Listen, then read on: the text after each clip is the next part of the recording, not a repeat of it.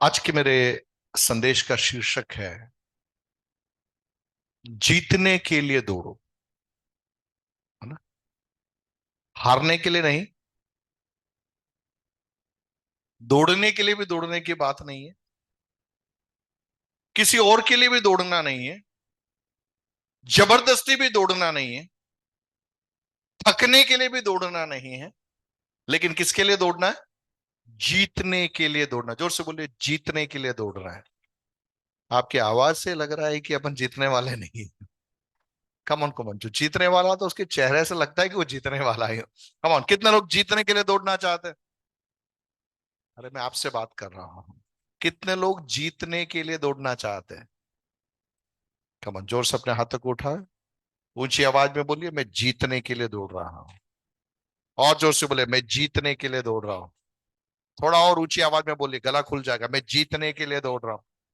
आपके पड़ोसी की नींद चली जाएगी। जोर से बोले, मैं जीतने के लिए दौड़ रहा हूं।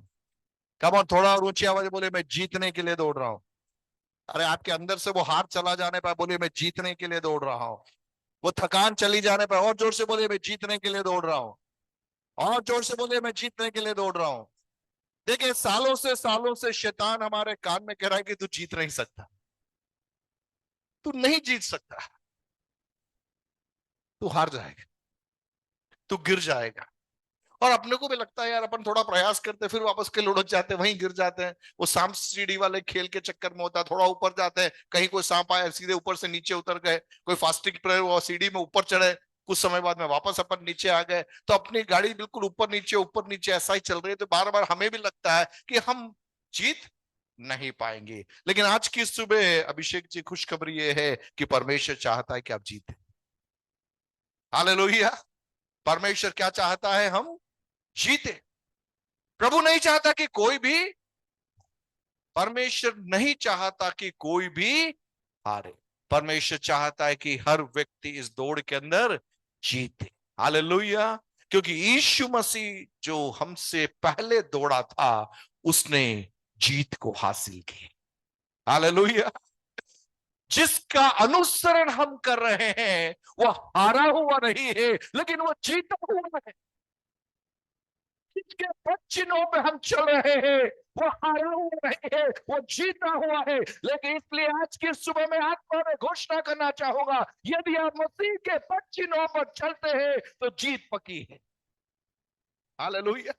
मसीह के पद चिन्हों पर यदि मैं और आप चलेंगे तो जीत पक्की है। जीत निश्चित है। लेकिन अगर पद चिन्हों को छोड़ दिया तो हार हार ही है। फिर क्या है वो? हार ही है। कई बार कहते हैं कई लड़ाइयां जीत के भी लोग हार जाते हैं। सो मसीह के पद चिन्हों पर यदि मैं और आप चलेंगे तो जीत पक्की है। लेकिन इन पद चिन्हों को हमने छोड़ दिया तो हार ही है। तो हार ही है। आज हम इस पदभाग से कुछ बातों को सीखने जा रहे हैं। पहले भी कई बार मैंने इन पदभागों से आपके बीच में बातचीत की है। लेकिन आज सुबह एक दूसरे पहलू को मैं आपके बीच में इन्हीं पदभागों से होकर मैं बताना चाहूंगा। कुरिन्थ की पत्री पौलुस प्रेरित के द्वारा लिखी गई। पौलुस के बारे में कहा जाता है कि प्रभु यीशु मसीह के बाद में कलीसिया का स्थापक के रूप में, या कलीसिया में यीशु मसीह के बाद में यदि नंबर 2 किसी को रखना चाहिए तो वो नंबर 2 कौन आता है? पौलुस आता है। बाइबल के अंदर, विशेष करके नए नियम के अंदर, सबसे ज्यादा पत्रियों को लिखा हुआ व्यक्ति है पौलुस। बहुत कलीसियाओं की स्थापना किया हुआ व्यक्ति है पौलुस। असाधारण चिन्ह चमत्कारों को किया हुआ व्यक्ति है प्रेरित। आज जो भी टाइटल की अगर हम बात करें, उन सारे टाइटल का हकदार यीशु मसीह के बाद में यदि कोई है तो वो कौन है? पौलुस। है ना? आप उसको पास्टर बुला सकते हैं, आप उसको प्रॉफेट बुला सकते हैं, आप उनको प्रेरित बुला सकते हैं, आप उनको सुसमाचार प्रचारक बुला सकते हैं, आप उनको उपदेशक बुला सकते हैं, चिन्ह चमत्कार करने वाला बुला सकते हैं, कलीसिया की स्थापना करने वाला बुला सकते हैं, वचन के भेदों को प्रकट करने वाला बुला सकते हैं, रिवाइवलिस्ट बुला सकते हैं, प्रचारक बुला सकते हैं, अंतरराष्ट्रीय प्रचारक भी उसको बुला सकते हैं। हालेलुया। ये सारे योग्यताओं को रखने वाला व्यक्ति है पौलुस। लेकिन यही पौलुस इन पदों के अंदर लिख रहा है कि सबको कहने के बाद में या औरों को प्रचार करके दूसरों को ये सब बातें बताने के बाद में कहीं ऐसा ना हो जाए कि मैं स्वयं क्या ठहर जाऊं, निकम्मा ठहर जाऊं। इसका मतलब मैं सबको सुधार सकता हूं, लेकिन हो सकता है मैं स्वयं ही इस दौड़ से क्या हो जाऊं, वंचित हो जाऊं। कितने लोग मेरे साथ में एक बहुत ही गंभीर विषय आज की सुबह मैं आपको सिखाना चाहता हूं। परमेश्वर की मेज हमारे सामने है। यह वो समय होता है जहां पर हम अपने आप को जांचें।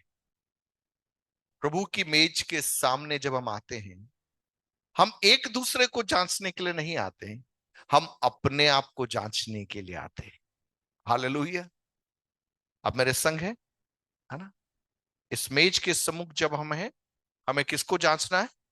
अपने आप को जांचना है। अपने खुद के सीने पे हाथ रखकर प्रभु से पूछना, प्रभु मेरा टेम्परेचर कहां तक है ना? मेरा आत्मिक स्तर में मैं कहां तक पहुंचा हूं, मैं कहां तक पहुंचा, वह पूछना है। आज की सुबह पवित्र आत्मा इस मेज के सामने मुझे और आपको अपने आप को जांचने की अनुमति दे रहा है। हमें जांचना है, क्या मैं सही ट्रैक में चल रहा हूं? कहीं ट्रैक डिस्टर्ब तो नहीं हो रहा? अगर मैं डिस्टर्ब हो रहा हूं तो मुझे प्रभु की क्षमा की जरूरत है, पवित्र आत्मा की सहायता की जरूरत है, ताकि मैं वापस ट्रैक में आ जाऊं। क्योंकि प्रभु नहीं चाहता कि कोई भी हारे, नहीं चाहता।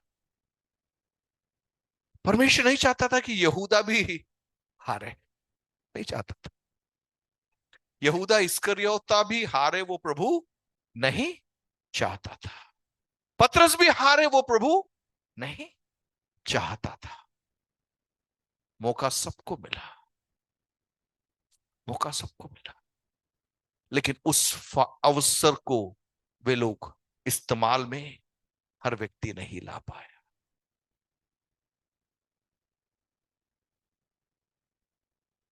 दौड़ जब शुरू होती है, बहुत सारे लोग वहां पर होते हैं। कई प्रकार के दावे लोग करते हैं, कब? जब दौड़ शुरू होती है। लेकिन जब दौड़ पूरी होती है, वहां पर आपको दावे करने की जरूरत नहीं होती है। परिणाम सभी के सम्मुख प्रकट हो जाता है। चुनाव से पहले हर राजनीतिक दल दावे करता है कि हम ही जीतेंगे, लेकिन चुनाव का परिणाम आने के बाद में बहुत ही स्पष्ट बात है, या तो आपकी जीत की घोषणा करो या हार को स्वीकार लो। वहां पर किंतु परंतु वाली कोई बात नहीं आती है।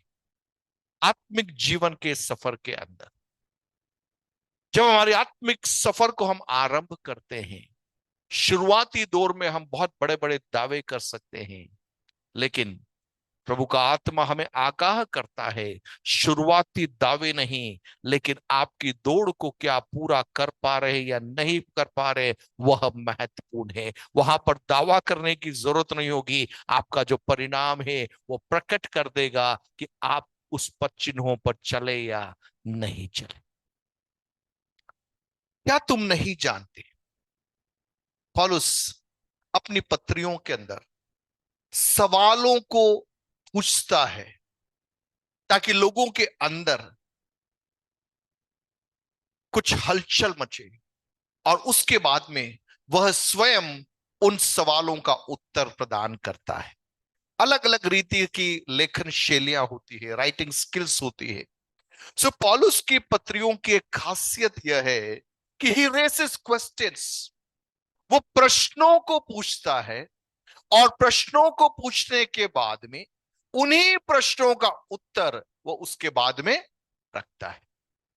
स्कूल में एक टीचर बच्चों के सामने क्वेश्चन पूछता है। वो क्वेश्चन इसलिए नहीं पूछ रहा कि टीचर को उत्तर नहीं मालूम है। टीचर क्वेश्चन इसलिए पूछता है कि बच्चा सोचे, बच्चा अपनी ओर से क्या करे, प्रयास करे।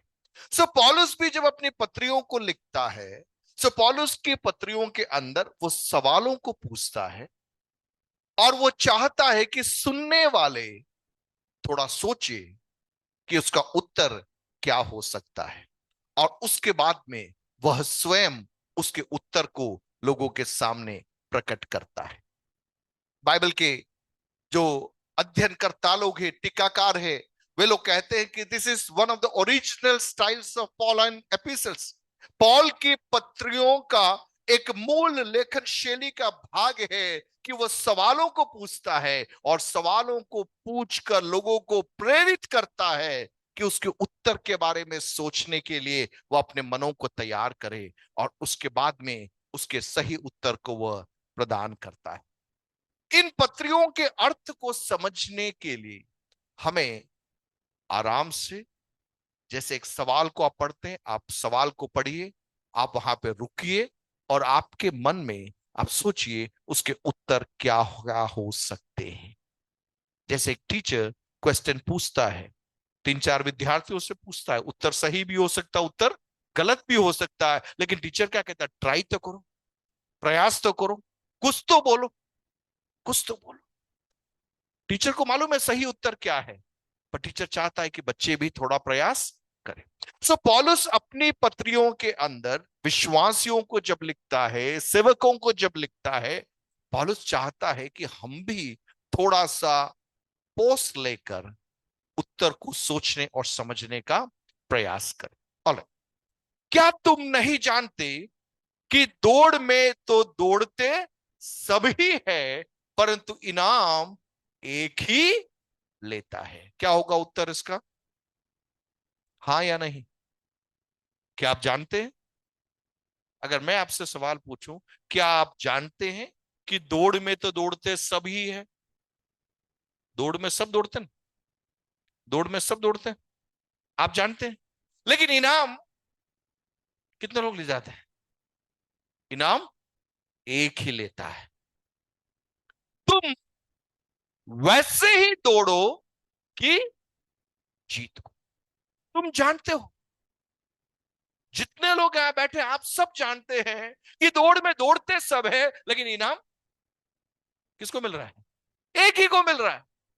सो पॉलुस क्या सलाह दे रहा है? तुम जानते हो, अब क्या करना है तुमको? तुमको ऐसे दौड़ना है कि वो एक व्यक्ति जिसको इनाम मिलेगा वह आप होने चाहिए। कितने लोग तैयार हैं? हालेलुया। आप जानते बहुत सारी चीजें हैं, लेकिन जिन बातों को मैं और आप जानते हैं, जिन बातों को मैं और आप सुनते हैं, पवित्र आत्मा चाहता है उन बातों को अपने व्यक्तिगत जीवन में उतार कर अपने आप को सही ट्रैक में करने के लिए पवित्र आत्मा आज की सुबह हमें सम्मति देता है, हमें काउंसिल करता है। हालेलुया। डॉक्टर के पास में गए, आपने बीमारी के बारे में सारा वर्णन कर दिया, दवाई के बारे में सारा वर्णन कर दिया। डॉक्टर बोलेगा वो सब बात है, ठीक है भैया, आपने दवाई खाई कि नहीं खाई? आपको दवाई के बारे में जानकारी है, बीमारी के बारे में जानकारी है। डॉक्टर बोलेगा जैसे मैंने बोला था वैसे किया कि नहीं किया हूं? नहीं, वो तो नहीं किया हूं, जानकारी सारी है। डॉक्टर साहब आपसे भी ज्यादा हम जानते हैं। डॉक्टर कहेगा भैया जानकारी कम हो चल जाएगा, लेकिन जो मैं बोल रहा हूं तुमको वैसा करना है। सो पॉलुस का कहने का तात्पर्य है कि आपको मालूम है कि दौड़ में दौड़ते सब है, इनाम एक ही को मिलता है। अब आपकी जिम्मेदारी है कि आपको कैसे दौड़ना है, जैसे क्या पाना है ना, ऐसे दौड़ो कि जीतो। सो जीतने के लिए हमें क्या करना है, दौड़ना है। इसके तुरंत बाद वो एक उदाहरण बता रहा है ना, किसका उदाहरण बता रहा है? पहलवान का, पहलवान का। है ना, कुश्ती लड़ने वाले। क्योंकि उन दिनों के अंदर जैसे आज की तारीख में वीडियो गेम्स होते हैं। कौन से गेम्स होते हैं? वीडियो गेम होते हैं जो अपन मोबाइल में खेलते हैं। चर्च में बैठ के भी अपन मोबाइल में क्या कर सकते हैं? गेम को खेल सकते हैं, किसी को मालूम पड़ता नहीं है। सिस्टम ऐसा है। उन दिनों में कौन से खेल होते थे? कुश्ती होता था, दौड़ होता था, इस प्रकार के गेम होते थे। तो पॉलुस वहां पर इस उदाहरण को लगा रहा है कि हर एक पहलवान क्या करता है? सब प्रकार का संयम करता है, सेल्फ कंट्रोल। सब प्रकार का क्या करता है? संयम करता है। अर्थात अगर एक व्यक्ति को पहलवानी में भाग लेना है तो उसको उसके तरीके से अपने आप को क्या करना पड़ेगा? तैयार करना पड़ेगा। अगर वो अपने शरीर का ध्यान नहीं रखे तो वो क्या नहीं कर पाएगा? पहलवानी नहीं कर पाएगा। तो उसको क्या करना पड़ेगा? संयमित रहना पड़ेगा। बोलिए, संयमित रहना पड़ेगा। जोर से बोलिए, संयमित रहना पड़ेगा। है ना? संयमित को बोलते हैं सेल्फ कंट्रोल। क्या बोलते हैं हम? Self control. गाड़ी के अंदर क्या होना चाहिए? ब्रेक होना चाहिए। आपकी गाड़ी के अंदर ब्रेक नहीं है और केवल एक्सीलरेटर है तो क्या होगा? गाड़ी दौड़ेगी कि नहीं दौड़ेगी? आपकी गाड़ी में केवल एक्सीलरेटर है, गाड़ी दौड़ेगी कि नहीं दौड़ेगी? धीरे दौड़ेगी या तेज दौड़ेगी? आप कईयों को पछाड़ करके आगे निकलोगे कि नहीं निकलोगे? पर जिंदगी हमेशा दौड़ना नहीं है।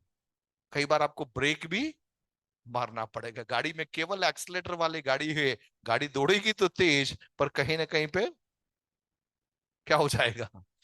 खुद भी नुकसान पहुंचाएगा और साथ में बहुतेरों को भी नुकसान पहुंचाएगा। आज बहुत सारी जगहों में यही हो रहा है। एक्सीलेटर था लेकिन ब्रेक का ध्यान नहीं दिया, उनको लगा कि ब्रेक की जरूरत ही गाड़ी में नहीं पड़ेगी। कहने का तात्पर्य, हमारा जीवन संयमित होना बहुत जरूरी है। हालेलुया। क्या होना चाहिए? संयमित होना जरूरी है। सेल्फ कंट्रोल हमारे पास में होना चाहिए, होना चाहिए। पहलवान क्या करता है? वो हर प्रकार का संयम करता है। वे तो एक मुरझाने वाले मुकुट को पाने के लिए ये सब करते। पहलवान कौन से मुकुट को पाने के लिए कर रहा है? आप में से कितने लोगों को स्कूल में मेडल मिला है, ट्रॉफी मिला है? कितने लोगों को मिला है? चलो हाथ उठाओ। कितने लोगों को किसी भी बात के लिए मेडल मिला, ट्रॉफी मिला, कोई इनाम मिला? किसी ने आपको चॉकलेट दिया, किसी ने आपको बोला नहीं वेल डन, गुड, आपके डायरी में गुड लिखा, एक्सलेंट लिखा, कुछ ना कुछ तो हुआ। ठीक। छोटे बच्चों ने तो हाथ उठाया। जो बड़े लोग बैठे, जो आपको कोई मेडल ही नहीं मिला है? कहीं ना कहीं तो मिला होगा, बातें करने का तो मिला होगा। हैं? बुरा मानने का मिला होगा। सबसे ज्यादा बुरा मानने वाला व्यक्ति छुई मुई। हैं? छुई मुई देखा? ये कुछ भी होता, मेरे को ही बोल रहा था वो। उसने मुझे ऐसा देखा ना, मेरे को ही बोल रहा था। मेडल से अलमारी भरी हुई रहती। कुछ समय के बाद में हम भी भूल जाते हैं कि कौन सा मेडल किस चीज का मिला था, और बाद में हम उसको पूरा क्या करते हैं फिर? रद्दी में बेच देते हैं। कुछ खराब हो जाता है, कुछ का कलर उतर जाता है। तो ये जो मुकुट जो इस संसार में मिलता है, वो सब कौन सा मुकुट है? मुरझाने वाला मुकुट है। कौन सा मुकुट है? मुरझाने वाला मुकुट है। स्कूल में जब हम पढ़ते हैं, 10वीं में रिजल्ट आता है, परसेंटेज मिलता है, बहुत खुशी होती है, क्या जोरदार। उस मार्कशीट को बार बार देखते हैं। मैं अभी बैठ के सोचता था, मेरी 10वीं की मार्कशीट को देखो तो जमाना बीत गया। 12वीं की मार्कशीट को देखो तो जमाना बीत गया, क्या पता कहाँ पड़ा हुआ है। लेकिन जब रिजल्ट आया था तो क्या जोरदार ही। लेकिन आज 50 की उम्र में कहीं पड़ा हुआ है। आपके घर में कितने एल्बम धूल खा रहे हैं? है ना? आपके कितने फोटो जो एक समय आपने स्टेटस में बनाए थे, आज कहीं ना कहीं पे पड़े हुए मालूम ही नहीं। तो इस संसार में जो कुछ भी हम करते हैं, मानो ये सब कौन से मुकुट को पाने के लिए कर रहे हैं? कौन से मुकुट को पाने के लिए कर रहे हैं? मुरझाने वाले मुकुट को पाने के लिए कर रहे हैं। अर्थात इस संसार का मुकुट क्या होता है? मुरझा जाता है। लेकिन उस मुरझाने वाले मुकुट के चक्कर में हम कितनी मशक्कत करते हैं, कितनी मेहनत करते हैं। क्यों? हमको क्या चाहिए? मुकुट चाहिए। तो यहां पर पौलुस कह रहा है कि एक पहलवान अपने आप को संयमित करता है ताकि उसको कौन सा मुकुट मिल जाए? मुरझाने वाला मुकुट मिल जाए। परंतु हम तो, पौलुस कह रहा हम तो उस मुकुट के लिए करते हैं जो क्या नहीं है, जो मुरझाने का नहीं है। जोर से बोले हालेलुया। सो हमारी दौड़ जिसमें हम दौड़ रहे हैं, प्रभु चाहता है कि हम जीते। और यदि हम उस दौड़ में जीतेंगे तो जो मुकुट हमें मिलेगा, वो मुकुट कौन सा वाला मुकुट नहीं है? कौन सा वाला मुकुट नहीं है? जोर से बोले मुरझाने वाला मुकुट नहीं है। और जोर से बोले मुरझाने वाला मुकुट नहीं है। और जोर से बोलिए, बोलना है, मुरझाने वाला मुकुट नहीं है। अगर अपने मुंह का ज्यादा इस्तेमाल नहीं करेंगे तो ये चिपक जाएगा। ये चिपक जाएगा तो बड़ा दिक्कत हो जाएगा, फिर खुलेगा नहीं, है ना। सो गीत गाते समय चिल्ला चिल्ला के गाने का, आपके हाथ में माइक थोड़ी है। आपके हाथ में माइक थोड़ी है ना, कि आपको टेंशन आए कि आपकी आवाज यहां पर आगे आ जाएगी, नहीं आएगी आवाज, है ना। मैं गलती से भी माइक पकड़ कर जोर से गाता हूं तो वहां पे कोई बैठा होता है तो आवाज को बंद कर देता है। तो जब माइक नहीं होता तो मैं जोर से, लेकिन माइक हो तो उतना जोर से, इसीलिए आप में से सबके हाथ में माइक थोड़ी दे रहे हैं ताकि आप जोर से गाएं। जोर से बोले हालेलुया।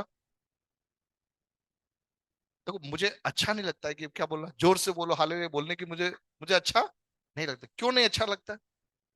क्योंकि मैं चाहता हूं कि आप वैसे ही क्या करें, जोर से बोले। क्या बोलना है? क्या बोलना है? कम ऑन, क्या बोलना है? बेहतर बोल सकते हैं, बोलिए। डरने की जरूरत नहीं है। आप कोई गलती नहीं कर रहे हैं। आप कोई गलती नहीं कर रहे हैं। एक जीता हुआ व्यक्ति, उसकी बॉडी लैंग्वेज से मालूम पड़ जाता है कि वो जीता हुआ है। एक हारा हुआ व्यक्ति, उसकी बॉडी लैंग्वेज से मालूम पड़ जाएगा कि वो हारा हुआ है। रिजल्ट के दिन बच्चे जब चल के जाते हैं तभी अपन को समझ में आ जाता है कि कौन सा बच्चा जीता हुआ है, कौन सा बच्चा हारा हुआ है। It's very easy, it's very easy. जीता हुआ क्या करेगा? वो चार जनों को जाके मार्कशीट दिखाएगा। लेकिन अगर गड़बड़ हो गया है तो वो कैसे जाता है, वो देखा आपने? है? वो धीरे से किसी से बात भी नहीं करेगा, किसी से हाथ भी नहीं मिलाएगा। लेकिन जीता हुआ, जीता हुआ क्या करेगा? वो चाहेगा मैं 15 लोगों से मिलूं। आप जीते हुए मसीही हो यहाँ पे। आप जीते हुए मसीही हैं। जोर से बोले जीते हुए मसीही। कम ऑन, जीते हुए मसीही हैं। देखिए जो जीता हुआ मसीही है वो कलीसिया में सबसे पहले आता है और कलीसिया में सबसे बाद में जाता है। नहीं समझ में आए? जो जीता हुआ मसीह है उसको चर्च आने में सबसे जल्दी रहती है, और चर्च से जाने में उसको धक्का मार के भेजना पड़ता है, भैया तू जा अब कर, टाला करना है। क्योंकि उसको जाने की इच्छा नहीं होती। वो लोगों से बातचीत करना चाहता है, लोगों से मिलना चाहता है, लोगों को अपनी गवाही बताना चाहता है। हालेलुया। बोले हमारा बॉडी लैंग्वेज बदलना है। बोले बोले घबराइए मत, हमारा बॉडी लैंग्वेज बदलना है। लगना चाहिए कि हम जीते हुए हैं। हालेलुया। क्या लगना चाहिए? कि हम जीते हुए। देखिए पौलुस कह रहा है कि पहलवान एक मुरझाने वाले मुकुट के चक्कर में इतनी मेहनत करता है, तो हमें तो वह मुकुट मिलने वाला है जो मुरझाने वाला नहीं। हालेलुया।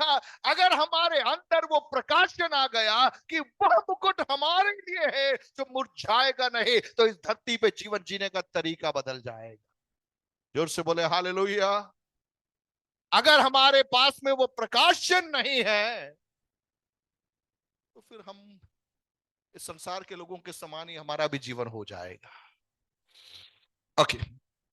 वे तो एक मुरझाने वाले मुकुट को पाने के लिए सब करते, पर तो हम तो उस मुकुट के लिए करते जो क्या नहीं है, मुरझाने का नहीं।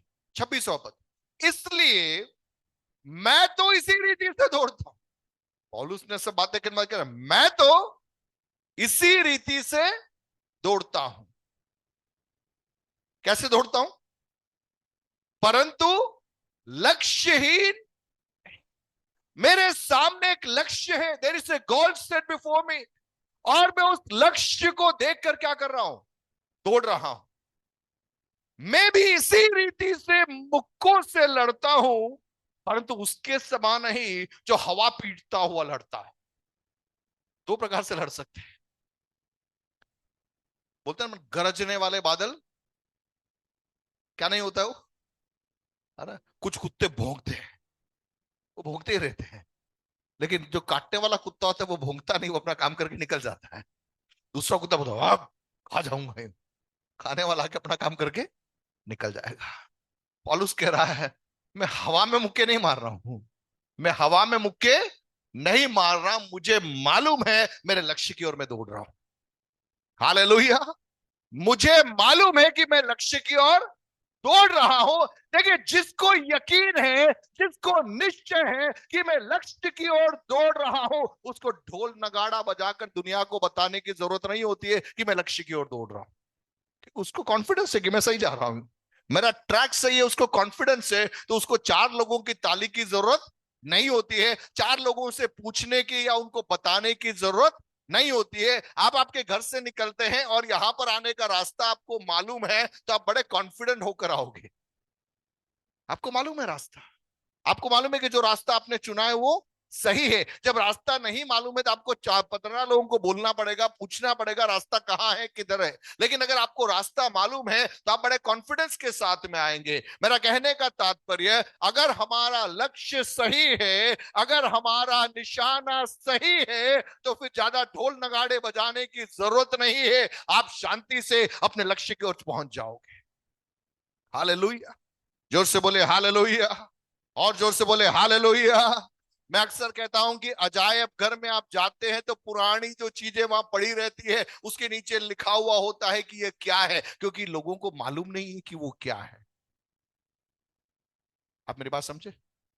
जब हम अजायब घर में जाते हैं जहां पर पुरानी चीजें रखी होती है, आज से 10 साल पहले की चीजें, या 25 साल पहले की चीजें, या 100 साल पहले की चीजें, 500 साल पुरानी चीजें, तो आपको मालूम नहीं कि ये चीज क्या है। आपको मालूम नहीं कि ये चीज क्या है। तो आपको समझाने के लिए उस चीज के नीचे क्या लिखा जाता है, यह ग्रामोफोन है, ये क्या कैसेट प्लेयर है, ये मोबाइल है, सॉरी ये टेलीफोन है, ये पोस्ट ऑफिस का डब्बा है, क्योंकि लोगों को मालूम नहीं है। ये टाइपराइटर है, क्योंकि आजकल के बच्चों ने टाइपराइटर नहीं देखा है। कंप्यूटर जानते हो, टाइपराइटर उन्होंने देखा नहीं। सो कहने का तात्पर्य कि जो चीजें वर्तमान में नहीं है, उन चीजों को लिखकर बताने की जरूरत पड़ती है। सो कहने का मेरा तात्पर्य है, यदि मैं और आप अपने लक्ष्य की ओर चल रहे हैं, तो हम अनावश्यक चर्चा परिचर्चा में हमको जाने की जरूरत नहीं है, क्योंकि टाइम ही नहीं है, हमें तो हमारे लक्ष्य में आगे बढ़ना है। हालेलुया। जोर से बोले हालेलुया, हालेलुया। देखिए, दौड़ में दौड़ने वाला वो मुकुट को पाने के लिए दौड़ रहा है, वो लक्ष्य की ओर दौड़ रहा है। पौलुस कह रहा है कि मैं उसके समान नहीं हूं जो हवा पीटता हुआ लड़ता हूं, परंतु मैं क्या कर रहा हूं, अपनी देह को, बोली अपनी देह को, पड़ोसी की देह को नहीं। किसकी देह को? आज किसी और को मत बताना। आज हम सबकी समस्या क्या है मालूम है? मैं आपको सुधारने में लगा हुआ हूं, आप मुझे सुधारने में लगे हुए हैं। मैं आपको मार रहा हूं, आपको पीट रहा हूं, आपको कूट रहा हूं। लेकिन पौलुस भैया क्या कह रहे हैं, मैं खुद को मार रहा हूं, खुद को पीट रहा हूं, खुद को कूट रहा हूं। क्यों कूट रहा हूं? ऐसा ना हो कि औरों को प्रचार करके मैं आप ही किसी रीति से क्या ठहरू, निकम्मा ठहरू। मेरे मुख्य विषय में मैं आ रहा हूं। पौलुस के पास में हर प्रकार का अधिकार था, हक था, हर चीज में अपने आप को टॉप बनाकर रहने के लिए। वो हमारे समान आलसी नहीं था, वो तो बड़ा मेहनती आदमी था। वो अपने हाथों से परिश्रम करता था, अपने हाथों से परिश्रम करता था। वो किसी कलीसिया पर भार बनना भी नहीं चाहता था। वो कलीसिया की स्थापना करता था, उसके सेवा में चिन्ह चमत्कार हो रहे थे, भीड़ की भीड़ छुटती थी, मसीह के लिए वो सताया गया, दुख भी उठाया, ये सब कुछ उसने किया, लेकिन वह व्यक्ति जिसके पास में हक था, जिसके पास में अधिकार था कि दूसरों को मारे कूटे और खुद कहे कि मैं बिल्कुल ठीक हूं, वो व्यक्ति कह रहा है कि I am disciplining my self, मैं अपने आप को क्या कर रहा हूं, अनुशासित कर रहा हूं। ऐसा न हो कि मैं औरों को प्रचार करने के बाद में मैं स्वयं क्या ठहरूं, निकम्मा ठहरूं। इसका मतलब कलीसिया में कोई भी सुपरस्टार नहीं है। क्या नहीं है? जोर से बोले, सुपरस्टार नहीं है। सुपरस्टार समझते हैं आप? सुपरस्टार, सुपरस्टार जैसे उतरता है उसके आगे पीछे बॉडीगार्ड खड़े रहते हैं, कमांडो खड़े रहते हैं, है ना। और वो आता है तो लाल कारपेट बिछ जाता है ना, बिल्कुल वो माला पहनाते हैं, उड़ाते हैं, मेन सीट पे बैठा है, उसको बोलते हैं सुपरस्टार। क्या बोलते हैं उसको? सुपरस्टार। कलीसिया में कोई सुपरस्टार नहीं है, क्योंकि पौलुस जो सुपरस्टार का पद ले सकता है, वो पौलुस कह रहा है कि मुझे अपने आप को अनुशासित करने की जरूरत है कि कहीं ऐसा ना हो कि मैं औरों को प्रचार करने के बाद में मैं स्वयं क्या ठहर जाऊं, निकम्मा ठहरूं। जब पौलुस जैसे व्यक्ति को यह कहना पड़ रहा है, तो मुझे और आपको कितना अधिक, कितना अधिक। हालेलुया। आप मेरी बात को समझ पा रहे हैं? मेरी बात को समझ पा रहे हैं? हम जितने लोग यहां बैठे हैं, हमें इन दिनों में समझना है, परमेश्वर चाहता है हमें जीतने के लिए दौड़ना है। उस मुकुट को पाने के लिए हम दौड़ रहे हैं जो मुरझाने वाला नहीं है। लेकिन वो कैसे मिलेगा? हमें अपने आप को अनुशासित करना पड़ेगा, हमें अपने आप को संयमित करना पड़ेगा।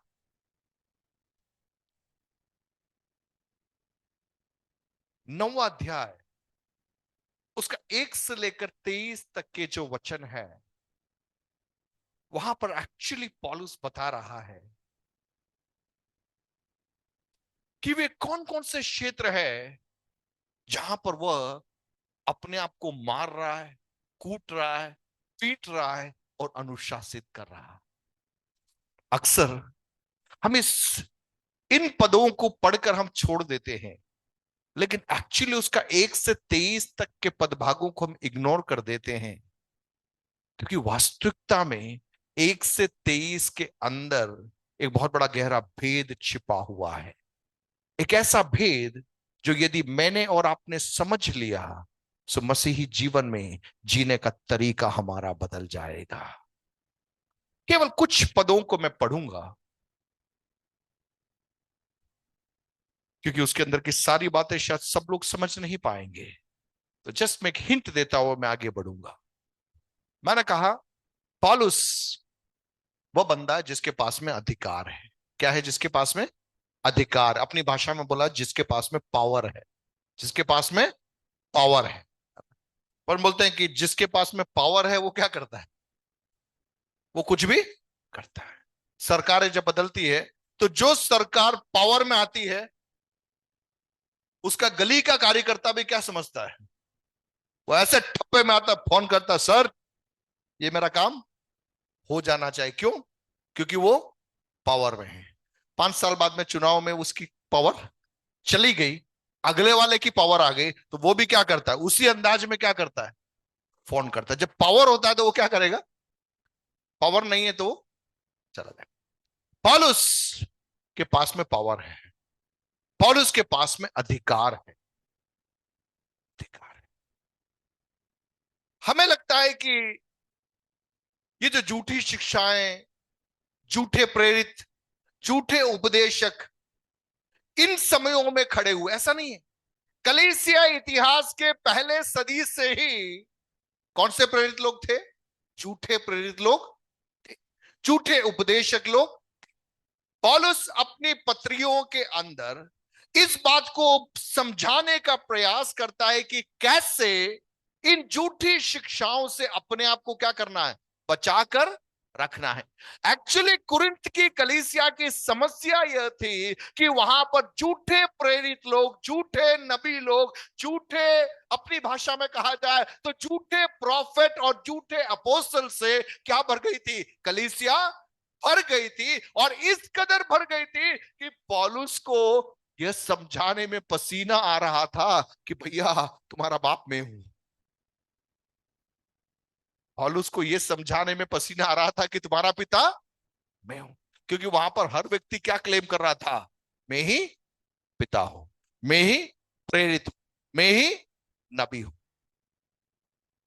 तो यहां पर पौलुस एक गहरी भेद को बता रहा है, जिसके द्वारा मैं और आप समझ पाए कि हम जिस दौड़ में दौड़ रहे हैं वह दौड़ उस मुकुट को पाने के लिए है जो मुरझाने वाला नहीं है।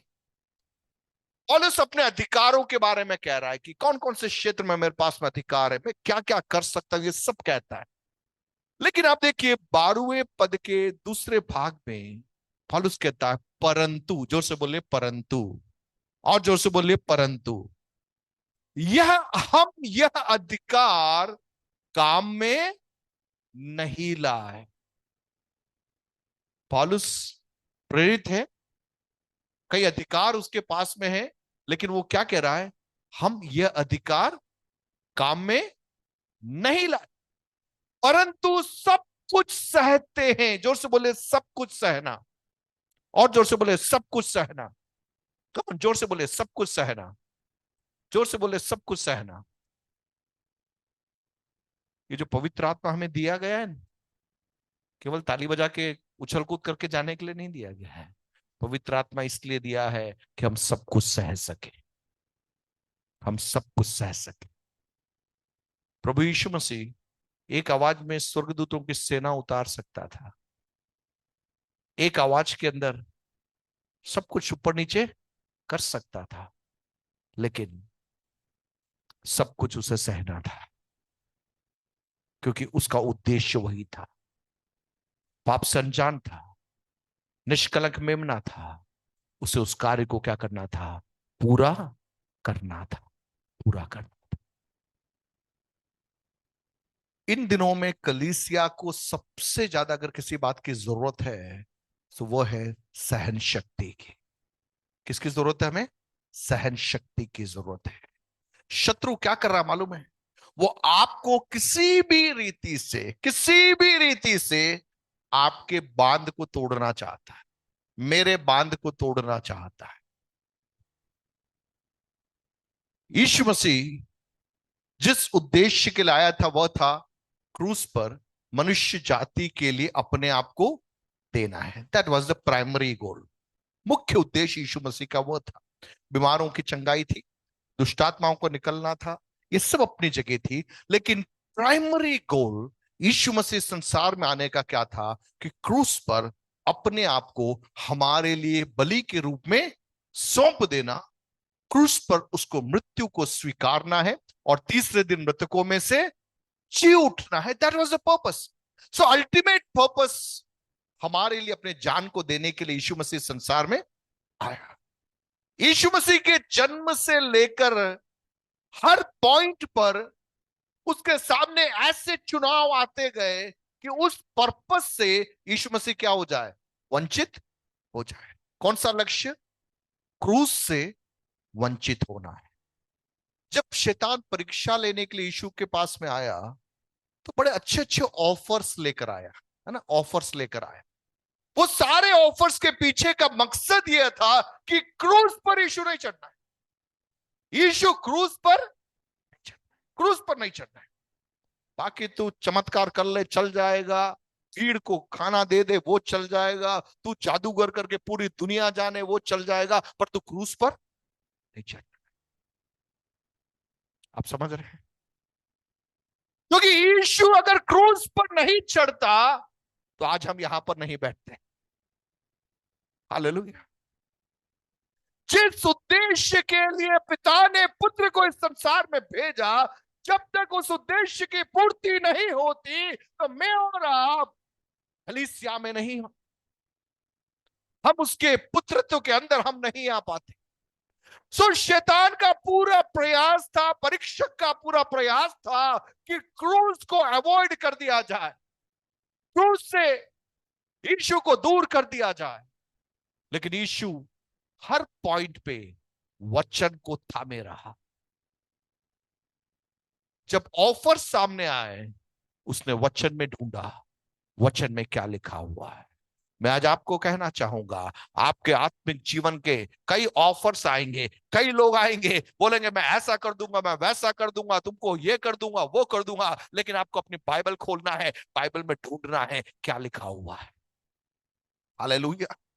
बाइबल को पढ़ने वाला एक विश्वासी, बाइबल के अंदर से चीजों को जांचने वाला एक विश्वासी जल्दी नहीं गिरेगा, जल्दी नहीं गिरेगा। लेकिन आपके हाथ में बाइबल ही नहीं है सर, आपने बाइबल पढ़ी ही नहीं है, आप तो हालेलुया हालेलुया यीशु की जय बोल केवल इतना ही बोलते हैं, तो आप चलोगे नहीं। परीक्षा का आएगा, आप फंस जाओगे, क्योंकि आप समझ नहीं पाओगे सही क्या है, गलत क्या है। बाइबल पढ़ने वाला व्यक्ति, बाइबल को समझने वाला व्यक्ति, परमेश्वर की सम्मति में बैठने वाला व्यक्ति सही और गलत को समझ पाएगा। अन्य लोग समझ नहीं पाएंगे। अंत के दिनों में क्या होता है, शत्रु का प्रयास होता है किसको। अब आप देखिए, यीशु मसीह की सेवकाई के अंदर लास्ट पॉइंट तक भी टारगेट क्या था, यीशु क्रूस पर नहीं चढ़ना है। परीक्षा लेने वाले ने बोला, लोगों ने राजा बनाना चाहा, लोगों ने क्या चाहा, राजा बनाना चाहा, लेकिन यीशु राजा बनने के लिए तैयार नहीं था। चाहिए तो राजा बन सकता था, लेकिन वो राजा बनने के लिए तैयार नहीं हुआ। आगे चल के देखता है कि पतरस कह रहा है क्रूस फूस की बात मत कर, ऐसा होने वाला। जब यीशु मसीह ने अपनी मृत्यु के बारे में पतरस को बोला, तो पतरस, यीशु को वहां लिखा है कि वो डांटने लग गया, क्या मूर्खता की बात कर रहा है। लेकिन यीशु ने पतरस को क्या बोला, हे शैतान मुझसे दूर हो जा। विषय की गंभीरता को समझिए।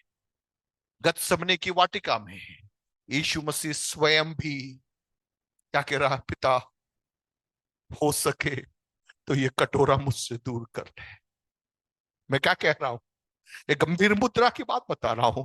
शैतान ने शुरू में प्रयास किया, भीड़ ने प्रयास किया, करीबी चेलों ने प्रयास किया, आखिरी पॉइंट पे जब क्रूस की निकटता में वो आ रहा था, वो जो गंभीरता उसका सीरियसनेस उसके सामने प्रकट हो रहा था, एक क्षण के लिए मानो यीशु भी विचलित हो गया। Am I in the right track? मैं स्वयं सही ट्रैक पे हूं। यूहन्ना बपतिस्मा देने वाला, जिसने यीशु को बपतिस्मा दिया था, वो भी पूछ रहा है तू ही है क्या या कोई और है। यीशु गतसमने की वाटिका में वो कह रहा, पिता क्या यही उद्देश्य था, क्या मैंने सही सुना था, क्या तूने मुझे इसके लिए भेजा। मैंने पाप नहीं किया, मैंने गलती नहीं की, लेकिन क्या ये कटोरा मुझे लेना है। यीशु ने कहा, पिता हो सके तो ये कटोरा मुझसे दूर कर, लेकिन अगर तेरी इच्छा है मैं इसे पीने के लिए तैयार हूं। प्रिय, मसीही जीवन सुख सुविधा वाला जीवन नहीं है कि मैं मेरी मन मर्जी में चलूंगा, ऐसा करूंगा वैसा करूंगा, बॉडीगार्ड्स रहेंगे, ऐसा जादू करूंगा, जादूगर बनकर स्टेज में रहूंगा। वो मसीहत नहीं है प्रियो। मैं हाथ जोड़कर आपको समझाना चाहूंगा, यूट्यूब के वीडियो के चक्करों में मत उलझे, आपकी अनंतता को आप खो दोगे। बाइबल के अंदर ऐसा इशू नहीं है। जिस इशू का प्रचार आज यूट्यूब में हो रहा है, वो इशू बाइबल का इशू नहीं है, वो मेरा इशू नहीं है। वो तो गethsemane की वाटिका में प्रार्थना कर रहा है।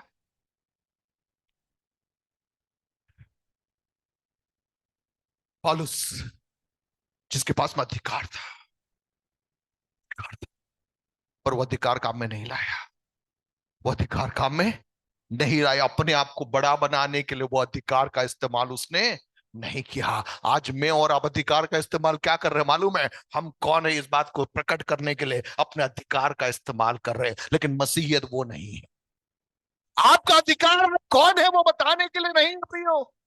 आपके अंदर का जो अधिकार है, जब आप सच्चाई के लिए खड़े रहेंगे, वचन के लिए खड़े रहेंगे, आपके अंदर का अधिकार स्वतः प्रकट होने लगेगा। रामानामा सिखा बानामा शानबा लेबे सिखी मेरे खबार। क्रूस पर यीशु चढ़ गया, वेदना से होकर वो गुजरा। एक सिपाही भाला लेकर आ रहा है। यू वांट टू चेक, वो चेक करना चाहता है क्या ये वास्तव में मरा या नहीं मरा। क्योंकि एक व्यक्ति को क्रूस पर चढ़ाया जाए तो इतना जल्दी मरता नहीं है, इतने समय लगता है। लेकिन वो भाला लेकर आ रहा है यीशु के पंजर पे मार।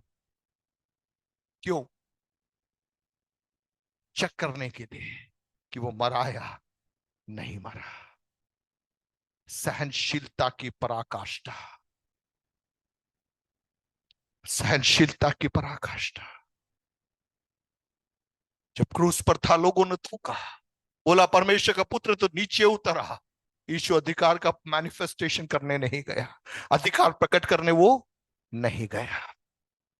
क्रूस पर निर्जीव शरीर जब पड़ा हुआ है, भाले से वो भेदा गया, उसके शरीर से आखिरी बूंद जो लहू था वो बाहर निकला। उसके बाद में जल की बूंदें निकलनी चालू हुई।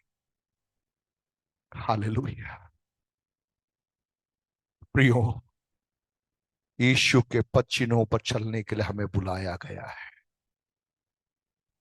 पौलुस के पास में अधिकार था, पर वो अधिकार काम में नहीं लाया। पौलुस कहता है कि सब कुछ सहते हैं कि हमारे द्वारा मसीह के सुसमाचार में क्या नहीं होना है, कुछ रुकावट नहीं होना है। उस पूरे अध्याय के अंदर पौलुस बार बार कह रहा है सुसमाचार, सुसमाचार, सुसमाचार। दूसरे शब्दों में पौलुस अपनी सेवकाई के अंदर उस मोड़ पे आके खड़ा हुआ जहां पर वो अपने जीवन का लक्ष्य क्या चाह रहा है, सुसमाचार। Gospel is the aim of my life. मेरे जीवन का लक्ष्य क्या है? सुसमाचार। बंदी गृह में वो कह रहा है चाहे सही मकसद से चाहे गलत मकसद से मैं यहां पर आया हूं, लेकिन एक बात में मैं खुश हूं, हर बात में मसीह का सुसमाचार प्रकट हो रहा है। चाहे भले मकसद से चाहे गलत मकसद से, मुझे दुख उठाना पड़े, मुझे अन्याय सहना पड़े, लेकिन यदि सुसमाचार की बढ़ोतरी हो रही है तो मैं अपने आप को धन्य समझूंगा। वह है मसीहत। That's what Christianity is. हाथ उठाना, लोग गिर रहे, खड़े हो रहे, ये निकल रहे, वो निकल रहे, दैट्स नॉट क्रिश्चियनिटी। वो मसीहत नहीं है, वो छिछलापन है। आज परमेश्वर की मेज हमारे सामने, इस मेज में हम हाथ बढ़ाने जा रहे हैं। हमें अपने आप को जांचना, हमें अपने आप को जांचना। 22वें पद के आखिरी भाग में लिखा है मैं सब मनुष्यों के लिए सब कुछ बना कि किसी न किसी रीति से कई का उद्धार कराऊं। मैं यह सब कुछ सुसमाचार के लिए करता हूं कि औरों के साथ उसका भागी हो जाऊं। एक ही लक्ष्य है मेरा, और वो लक्ष्य क्या है? Everything for the gospel. सब कुछ सुसमाचार के लिए।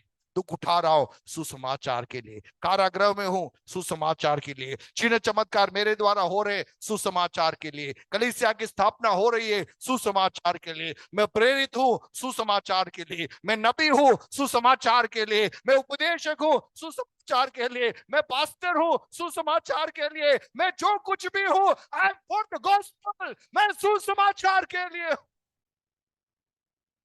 लेकिन वो सुसमाचार जब हमारे अंदर से प्रकट होगा, कब प्रकट होगा? जब हम क्रूस के रास्ते से होकर जाएंगे। Hallelujah. The climax of the gospel is through the cross. क्रूस के द्वारा, क्रूस के द्वारा सुसमाचार की पराकाष्ठा प्रकट होती है। यीशु मसीह जब क्रूस पे था और वो भाला जब उसके शरीर के अंदर भेदा गया, एक चित्र यहां पर आ गया। हालेलुया। वहां से कलीसिया उत्पन्न हुई। Church was born out of gospel manifestation. सुसमाचार के प्रकटीकरण के द्वारा कलीसिया इस संसार के अंदर आ।